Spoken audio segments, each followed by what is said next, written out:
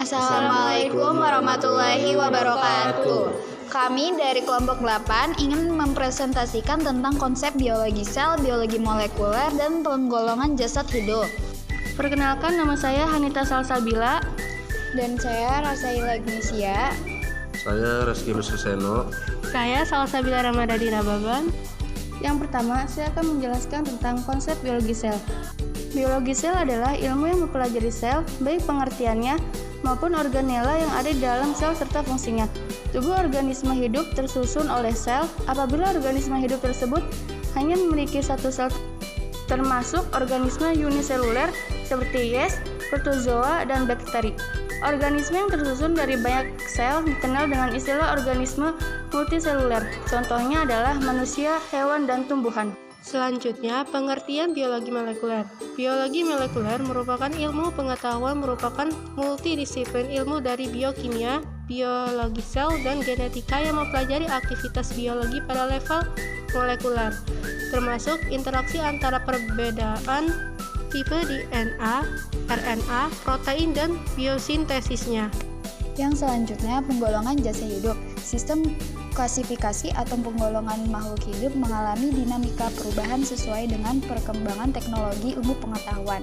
Berdasarkan struktur ultrasel, maka sel dapat digolongkan menjadi dua kelompok, yaitu sel eukariot dan sel prokariot. Sel eukariot.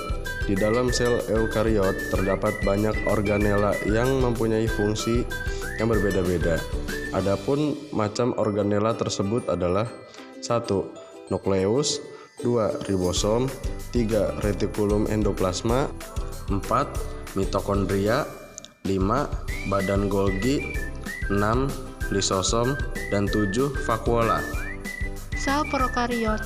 Sel prokariot merupakan sel tanpa membran inti. Sel ini mempunyai materi genetik berupa DNA yang tidak terbungkus oleh membran, tetapi hanya merupakan massa yang kekentalannya lebih tinggi dibandingkan dengan kekentalan sitoplasma di sekitarnya, sehingga disebut sebagai nukleoid.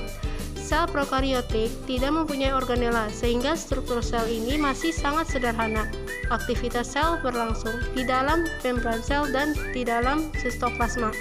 Penggolongan ini dilakukan oleh Charton tahun 1937. Semua sel baik eukariot maupun prokariot memiliki komponen tersebut di bawah ini. Yang pertama, satu membran plasma yang berperan sebagai barir yang sifatnya selektif. Kedua, sitosol yang bentuknya semi-fluid seperti jelly yang ada di dalam sel. Di dalamnya tersuspensi semua komponen sel. Yang ketiga, kromosom membawa gen yang terangkai di dalam DNA. 4. Ribosom sebagai tempat sintesis protein. Sekian dari kelompok kami, kurang lebihnya mohon maaf. Wassalamualaikum warahmatullahi